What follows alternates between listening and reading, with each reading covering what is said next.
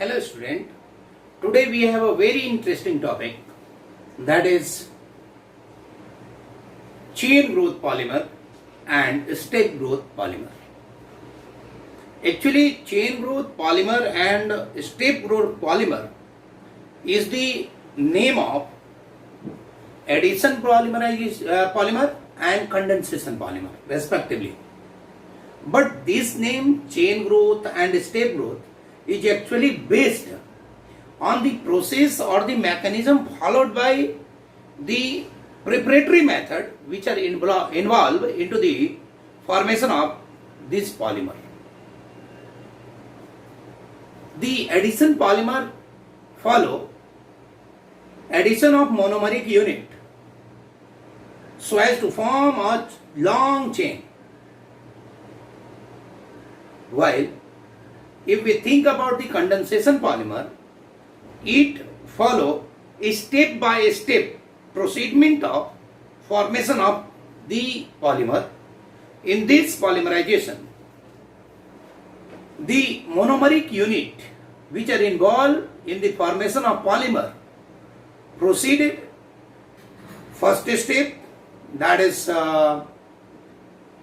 providing us a particular product which contain two functional group, which further involve into the next step of the reaction, and this reaction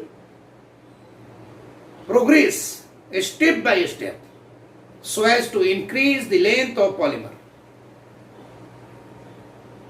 In short, अगर मैं ये बताऊं आपको कि आज का जो हम लोग लेक्चर ले रहे हैं, एक तरह से एडिशन और कंडेंसेशन पॉलीमर का ही एक रूप है. रूप क्या वही है, बट इनका नाम हम लोग एडिशन पॉलीमर नहीं कह के क्या कहेंगे, chain growth polymer. Condensation polymer ना कह के क्या कह रहे हैं, स्टेप ग्रोथ पॉलीमर. क्योंकि ये जो चेन ग्रोथ या स्टेप ग्रोथ जो टर्म यूज कर रहे हैं, ये इस बात पर निर्भर कर रहे हैं, इस चीज पर निर्भर कर रहे हैं कि what is the pattern that is utilized for the formation of particular polymer. In short, you can say that कि the polymerization, the mechanism involved into the polymerization or involved into the proceedment of the monomeric unit addition, and how the monomeric unit bonded together, that will be the base of dissertation of today's topic, that is chain growth polymer and step growth polymer. ये बात समझिए. देखिए जरा कि on the basis of a reaction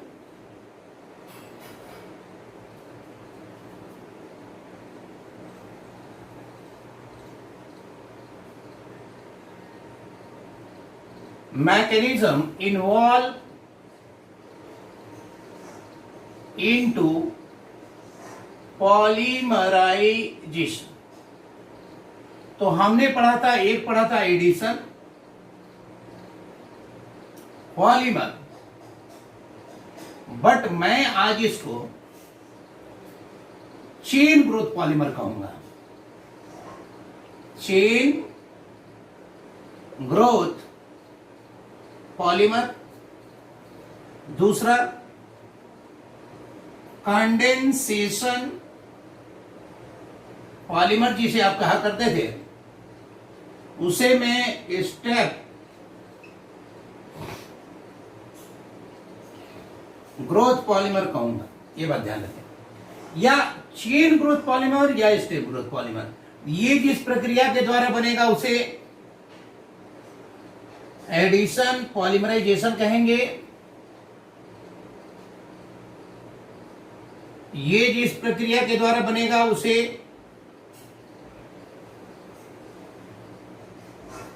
condensation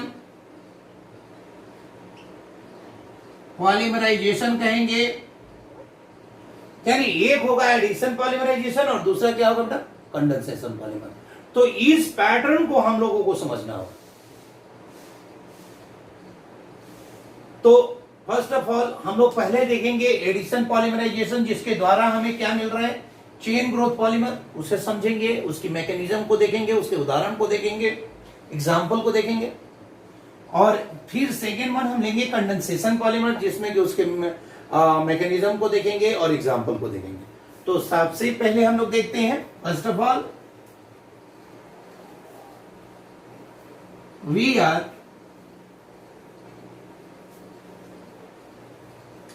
discuss about addition polymerization.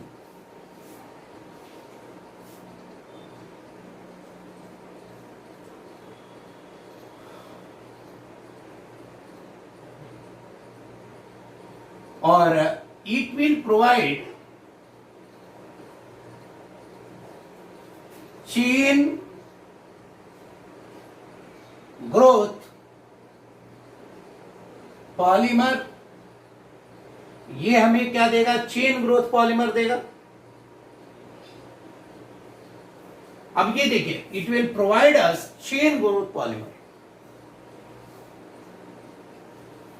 Condition क्या होगा इसका, simple, those monomer which are involve into this polymerization must contain unsaturation. The monomeric unit contain unsaturation. That means presence of pi bond, उसमें pi bond होना चाहिए। अब pi bond क्यों होना चाहिए भाई, why there is a pi bond, pi bond broke या break या pi bond dissociate to form 2 sigma bond. Pi bond जो होता है वो टूटकर 2 सिग्मा बॉन्ड बनाता है। Pi bond dissociate to form 2 sigma bond. अब ये जो 2 सिग्मा बॉन्ड बनाते हैं, पाई बॉन्ड जो डिसोसिएट होते हैं, तो वही जो सिग्मा बॉन्ड जो होता है, जैसे पाई बॉन्ड यूं हो गया, यूं मैं खोल दिया, इधर वाला यूं हो गया, ये यूं खोल दिया, तो उसने बगल वाले से उसका साइड में, उसका साइड में, उसका साइड में, ऐसे ही प्रोलॉन्ग होते होते चेन ग्रोथ क्रिएट करता है। ये अपने चेन में ग्रोथ क्रिएट करता है। ये बात ध्यान देने वाली है। तीसरी बात कि this polymer have same structural formula as that of monomeric unit। यानी इसमें एक और चीज खास बात है, माने मोनोमरिक यूनिट और जो पॉलीमरिक यूनिट होता है, दोनों का जो इंपेरिकल फॉर्मूला है, इसको आप बोल सकते हैं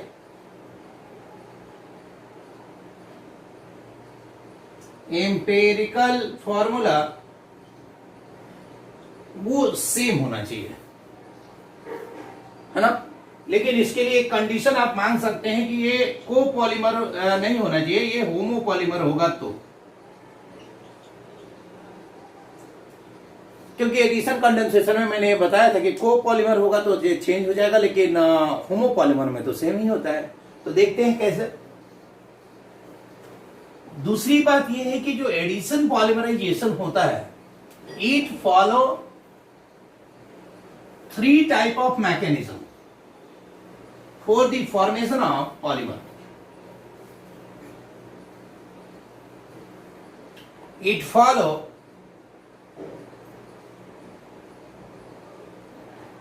3 type of mechanism. पहला हो सकता है फ्री रेडिकल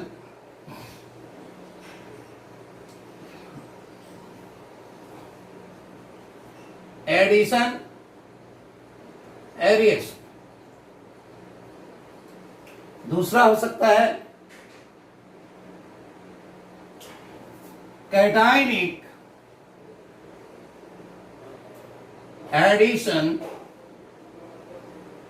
रिएक्शन। तीसरा हो सकता है एनायनिक एडिशन रिएक्शन। अच्छा, तो इसमें क्या होगा, जो रिएजेंट होगा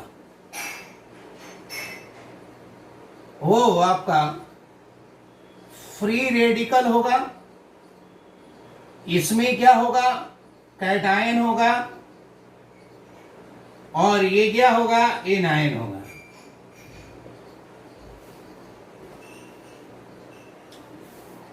ये कैटायन होगा यानी पॉजिटिव चार्ज होगा, ये एनायन होगा यानी ये नेगेटिव चार्ज होगा। इस बात को ध्यान देंगे हम लोग। अब कैसे होगा इस चीज को समझते हैं। पहले हम लोग इसकी बात करेंगे, free radical addition reaction.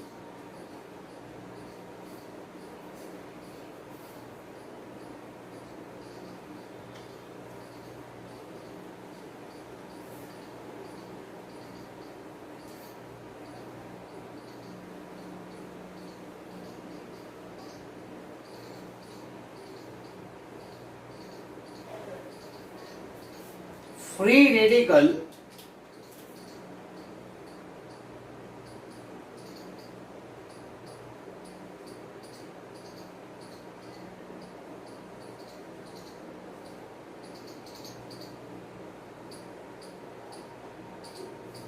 Free radical addition reaction.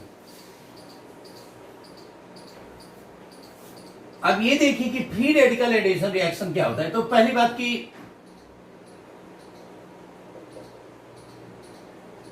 Free radical क्या होता है, the uncharged reaction intermediate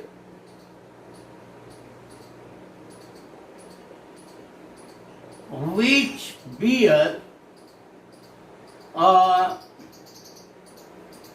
an unpaired electron. देखिए जैसे Cl2 है ना बेटा, तो Cl2 पे अगर मैं सनलाइट डालता हूं या फिर अल्ट्रावायलेट डालता हूं, तो ये देखिए क्लोरीन और क्लोरीन है, तो यहां दो इलेक्ट्रॉन है, तो ये अपना इलेक्ट्रॉन ले लेगा और ये अपना इलेक्ट्रॉन ले लेगा। तो स्थिति बनेगी कि ये भी एक इलेक्ट्रॉन हो गया और ये भी एक इलेक्ट्रॉन हो गया। यही है आपका फ्री रेडिकल।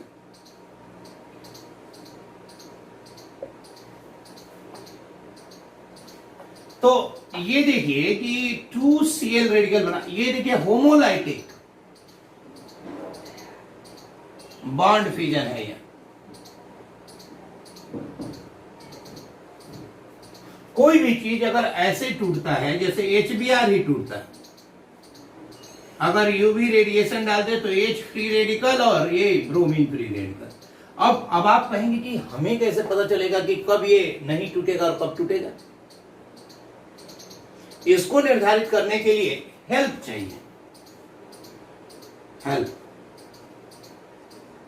हेल्प अगर है तो आपका फ्री रेडिकल मैकेनिज्म होगा। Help provide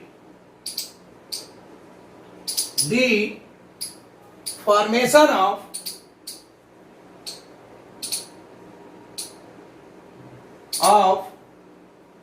free radical, provide the formation of free radical। कैसे बेटा, इसका मतलब है H का मतलब हो गया बेटा हीट, और ये E का मतलब हो गया इलेक्ट्रिसिटी, L का मतलब हो गया लाइट, अब P का मतलब हो गया पैरोक्साइड। अब देखने की बात यह है कि देखिए अब इलेक्ट्रिसिटी और हीट कहीं भी ऐसा दिया हो तो हीट है।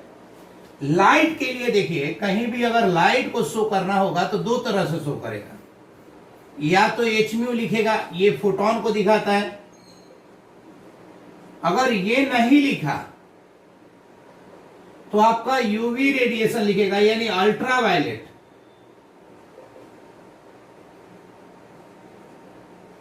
अच्छा, पेरोक्साइड, अब इलेक्ट्रिसिटी तो आई लिखेगा करंट, लेकिन पेरोक्साइड में क्या होगा कि ये इनऑर्गेनिक भी हो सकता है और बेंजोइल पेरोक्साइड भी हो सकता है।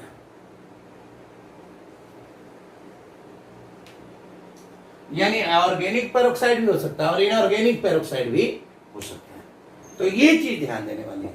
मतलब मैं ये आपसे कहना चाहता हूं कि if a reaction is proceeded, कोई भी अभिक्रिया हो रही है, कोई भी रिएक्शन हो रहा है, और अगर उस रिएक्शन के दौरान आपको ये ट्रायंगल दिखाई देता है यानी हीट है, एच म्यू दिखाई देता है यानी फोटोन है, यूवी दिखाई देता है अल्ट्रावायलेट रेडिएशन है, या पेरोक्साइड दिखाई देता है, तो उस कंडीशन में आप ये समझ लीजिए कि वहां पे फ्री रेडिकल फॉर्मेशन होगा। तो देखिए फ्री रेडिकल बन रहा है नंबर एक, अगर पाई बॉन्ड है तो एडिशन होगा नंबर दो। यानी अगर एडिशन रिएक्शन अगर फ्री रेडिकल मैकेनिज्म द्वारा जा रहा है तो इस बात को ध्यान में रखना है कि उस रिएक्शन के दौरान पाई बॉन्ड भी आपको दिखाई देगा मोनोमरिक यूनिट में, और प्रोसीडमेंट जो एरो है, रिएक्शन एरो, इसमें आपको या तो ये ट्रायंगल दिखाई देगा, या एच म्यू दिखाई देगा, यूवी दिखाई देगा, या फिर पेरोक्साइड दिखाई देगा, चाहे वो ऑर्गेनिक होगा चाहे इनऑर्गेनिक होगा। तो अब हम इस काबिल बने हैं कि अब थोड़ा सा इस रिएक्शन को प्रोसीड करेंगे। ये तो मतलब बेसिक था थोड़ा सा। तो हमने कहा कि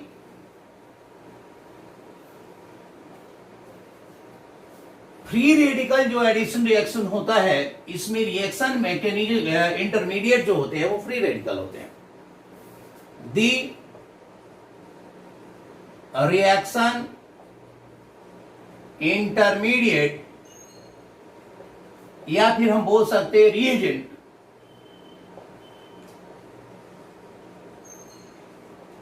is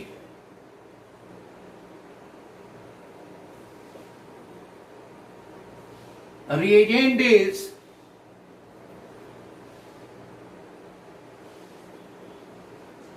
free radical। Reaction reagent जो है वो क्या है? Free radical. This reaction occurs in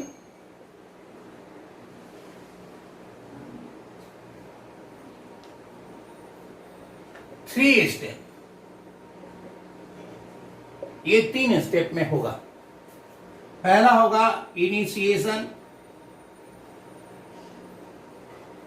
दूसरा होगा प्रोपेगेशन, और तीसरा होगा टर्मिनेशन।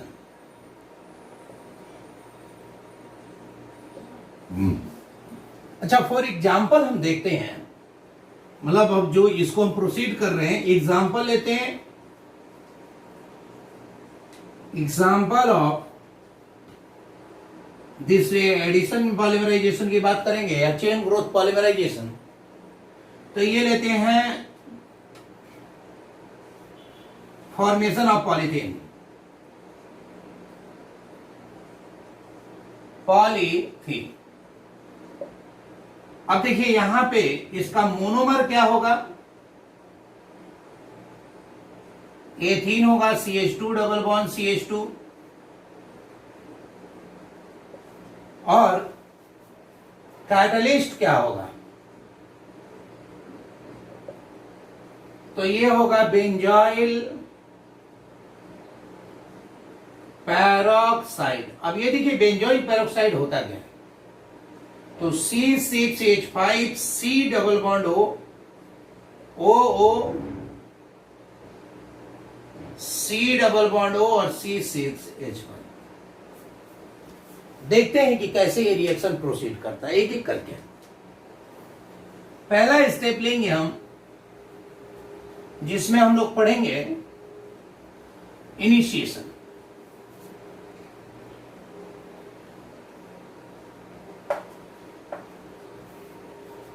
अब इनिशिएशन क्या है उस चीज को देखिए।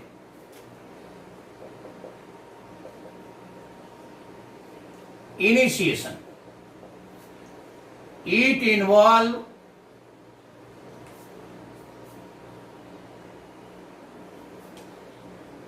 the formation of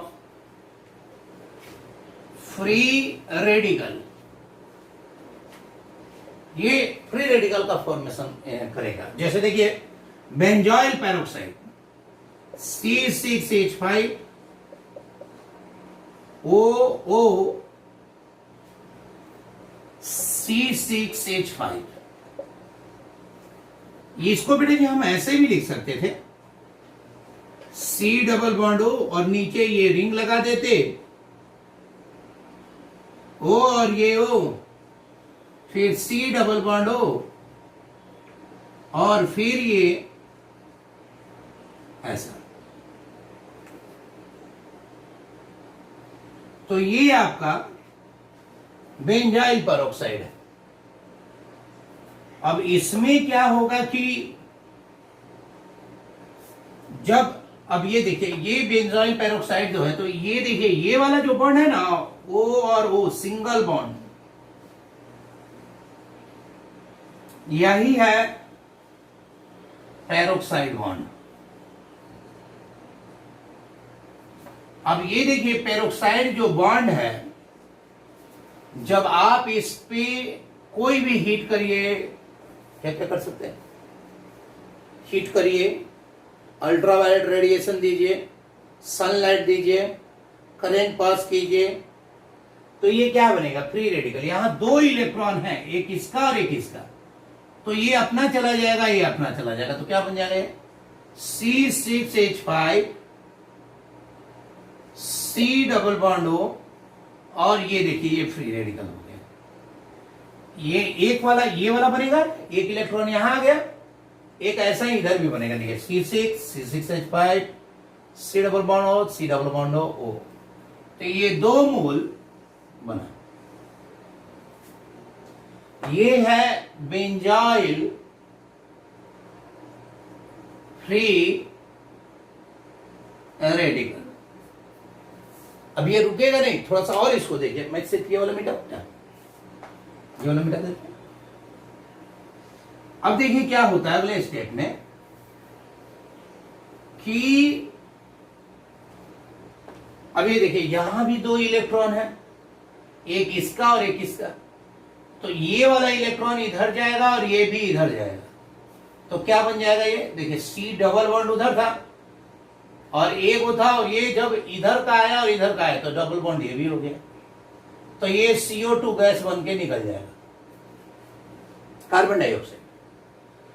और एक इलेक्ट्रॉन था जो यहां आ जाएगा, तो ये बन जाएगा C6H5 फ्री रेडिकल। अगर दो है तो दो निकलेगा, इसे हम फिनाइल फ्री रेडिकल कहेंगे। अब ये जो बना ना, देखिए दिस इज दी, मतलब C6, यहां स्टार पॉइंट लिखेंगे, C6H5 free radical, that is phenyl free radical. Now take part into the formation of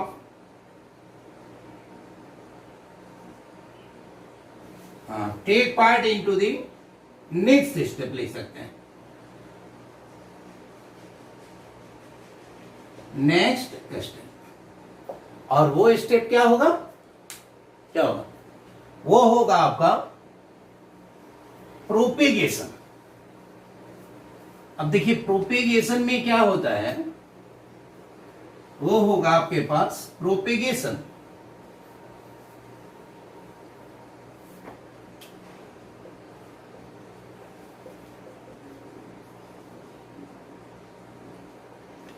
in this step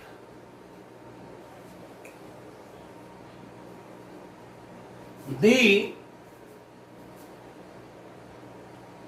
propagation यानी elongation of polymeric chain take place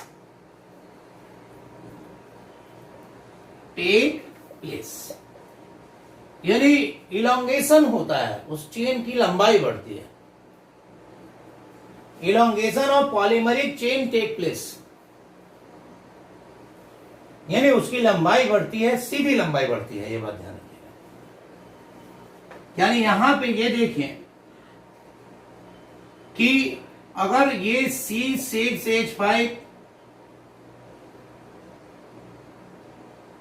अगर ये free radical CH2 double bond CH2 पर attack करता है तो यहां पे देखिए एक पाई बॉन्ड है।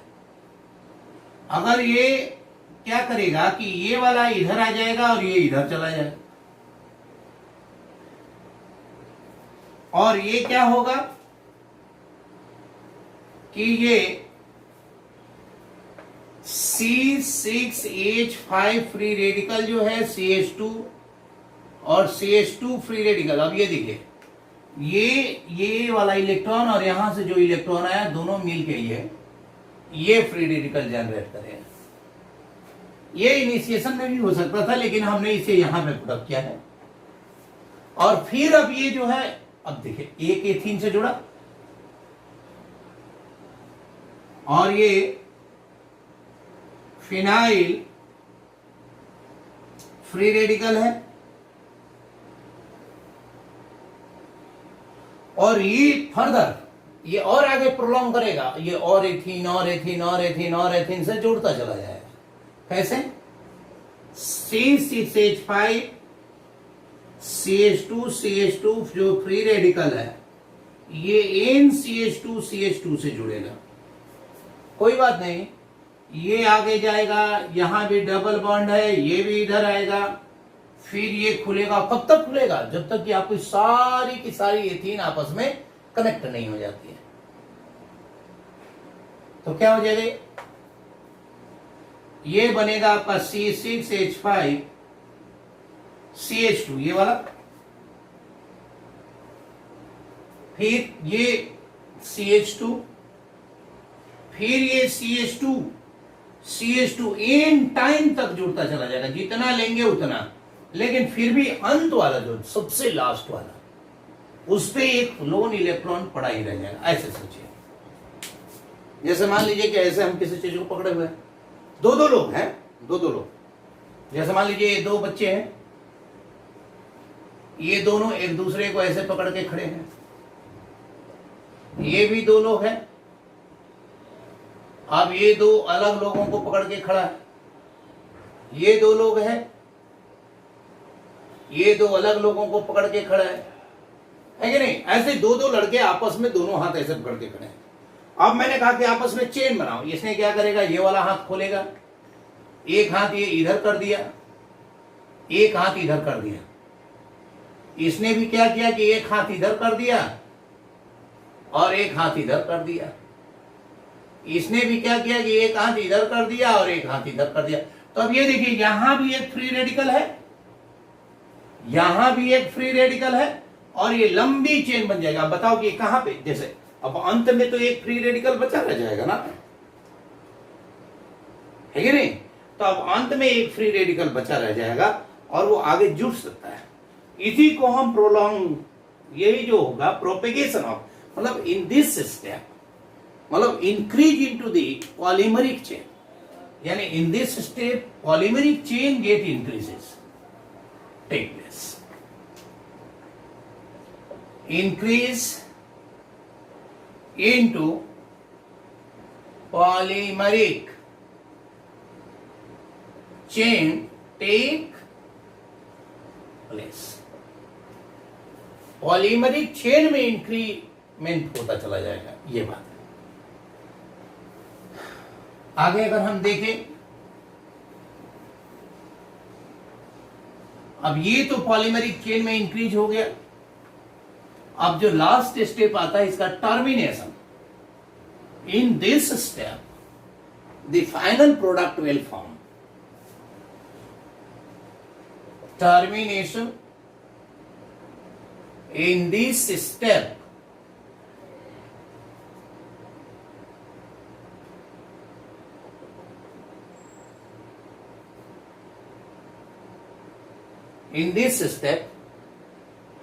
final product will form. Final product बनेगा इस स्टेप में. कैसे? जैसे C6H5CH2 CH2 का NCH2, ये एक चेन मिला. ऐसा ही एक और चेन ले लीजिए.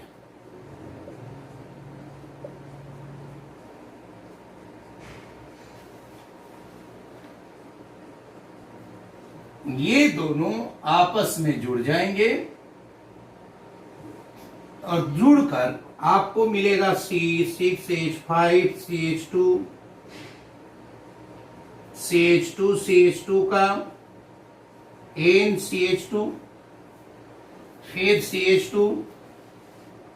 CH2 का N, CH2C6H5. ये जो मिला ये आपका हो गया पॉलीथीन. और ये देखिए यहां चेन बढ़ रहा है, इसीलिए हम इसको कहेंगे that is chain growth polymer. जो भी पॉलीमराइजेशन ऐसे हो रहा है ये 3 स्टेप में हुआ. ये कौन सा था? Free radical addition. अगर मान लीजिए कि कैटायनिक होता तो, अगर मैं कैटायनिक एडिशन रिएक्शन से अगर करता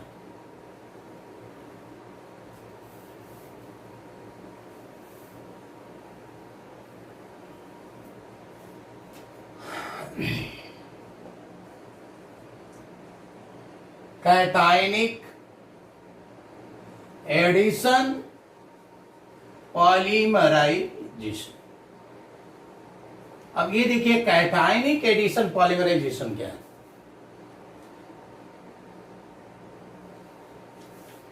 कि द रिएक्शन